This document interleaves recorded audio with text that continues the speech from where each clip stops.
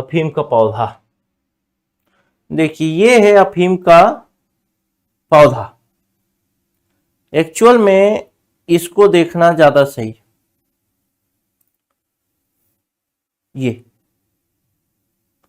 ये है अफीम का पौधा। कहाँ गया ये वाला? ये।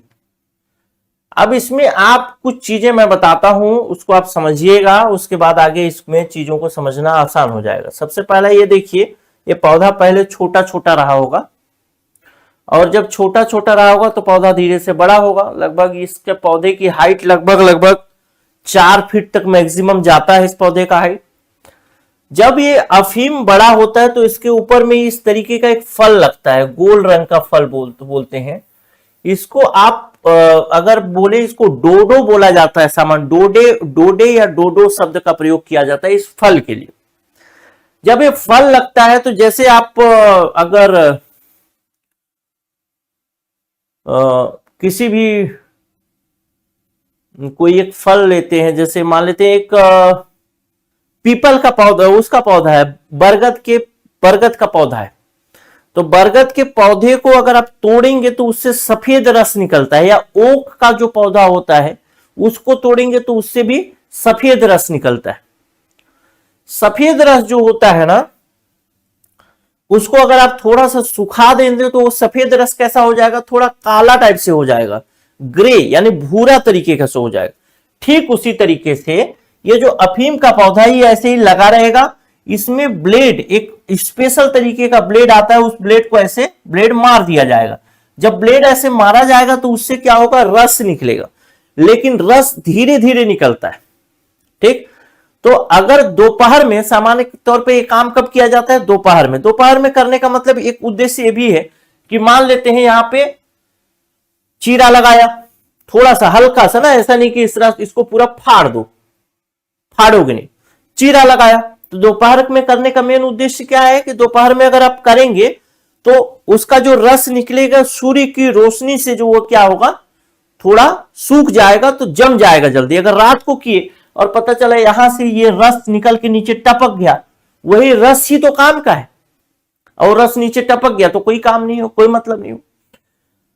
तो इसको क्या होगा? चीरा लगाया तो थोड़ा थोड़ा रस निकला, उस रस को फिर दूसरे दिन जाकर के इकट्ठा करेंगे, फिर इकट्ठा करेंगे, फिर इकट्ठा करेंगे। एक जो पौधा, एक जो फल है, उसमें लगभग 7 से 8 बार चीरा लगाया जाता है अलग अलग जगह में, और उसके रस को बड़ी सावधानी से फिर इकट्ठा किया जाता है। सोचिए अफीम का पौधा है, इसमें रोज जाना है और इसमें से रस को इकट्ठा कर करके जमा करते जाना है, और वही जो इकट्ठा किया हुआ रस है वही है आपका अफीम। ठीक, वही रस क्या है? रस ही अफीम है। लेकिन रस क्या ठोस रूप में आ रहा है कि द्रव रूप में? तो न तो ठोस रूप में न तो द्रव रूप में, लसलसा रूप में आ रहा है। क्योंकि वहां से जब जमा किए तो जमा करते समय तो वो थोड़ा थोड़ा लसलसा ही रहेगा। अगर आप बरगद के रस को, बरगद के पत्ते के रस को सुखा दें तो लसलसा ही रहेगा, लेकिन एकदम सूख जाएगा तो फिर अलग बात है कि गुड़ जैसा भी हो सकता। ठीक, तो इसको जमा जो करेंगे यही रस क्या होगा? अफीम होगा, और इसी रस से आगे जाकर के हीरोइन बनाया जाएगा। अब दूसरा बात करें, अफीम पोस्त क्या होगा? आगे शब्द आपका पूरा आएगा अफीम पोस्त। तो अफीम पोस्त का मतलब है कि ये जड़ से लेकर के इसके जो भी भाग है, उसका कोई भी पत्ता जो होगा, कोई भी भाग अगर है, उसको आप बोलेंगे अफीम पोस्त। ठीक, उसको आप क्या बोलेंगे? अफीम पोस्त। यानी पूरे पत्ते का कोई भी भाग अफीम पोस्त कहा जाएगा, उसका रस अफीम कहा जाएगा।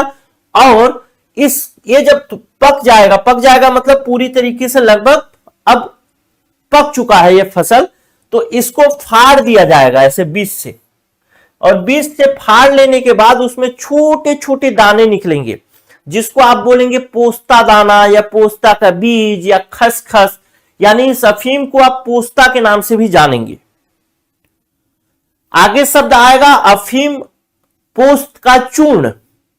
तो अफीम पोस्त का चूर्ण कहने का मतलब क्या है कि ये जो पौधा है, इस पौधे को ला करके सुखा लिया गया और उसको कूट दिया गया, और चूरा बना दिया गया, तो उसको चूरा मतलब पाउडर जैसा बना दिया गया है, या फिर छोटा बड़ा भी है तो भी कूट कूट के उसको छोटा छोटा कर दिया, तो उसको बोलेंगे क्या? अफीम पोस्त का चूर्ण। तो ये अफीम के बारे में लगभग लगभग आप जानकारी